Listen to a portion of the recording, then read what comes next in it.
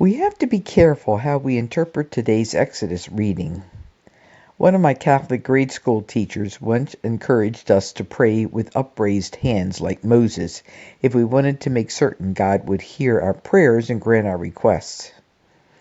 I'm afraid that teacher never heard of the ancient fertility cults. The biblical prophets certainly did. They constantly warned their people against employing such religious practices.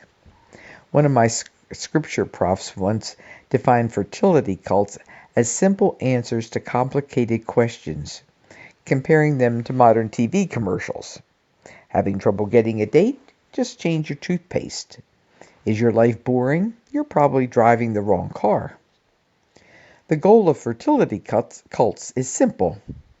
If you use special words or employ special actions the proper amount of times, you can tie God's hands behind God's back.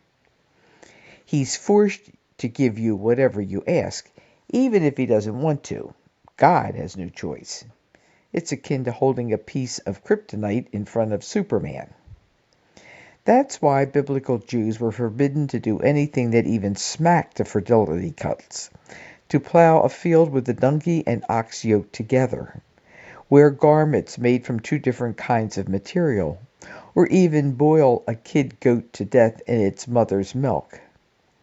The prophets were convinced that no one should engage in any rituals which attempted to control Yahweh's actions in their lives. The chosen people were expected to relate to their God, not control their God.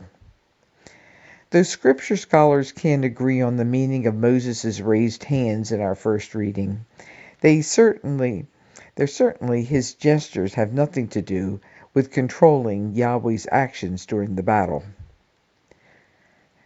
Jesus in Luke enters the fertility cult fray by insisting that those who have proper relationship with God shouldn't have to worry about using gimmicks to have their prayers answered.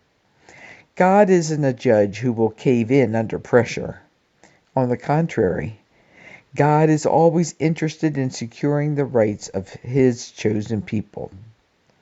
The question doesn't revolve around God's response to our prayers. It's about the frame of mind with which we say those prayers. When the Son of Man comes, will he find faith on earth? Serious students of Scripture couldn't agree more with the emphasis put on the importance of Scripture in today's 2 Timothy reading. The unknown author is certain all Scripture is inspired by God and is useful for teaching, for refutation, for correction, and for training in righteousness, so that one who belongs to God may be competent, equipped for every good work. Of course, the author is referring only to the Hebrew Scriptures. The Christian Scriptures wouldn't be regarded as inspired for another 150 years.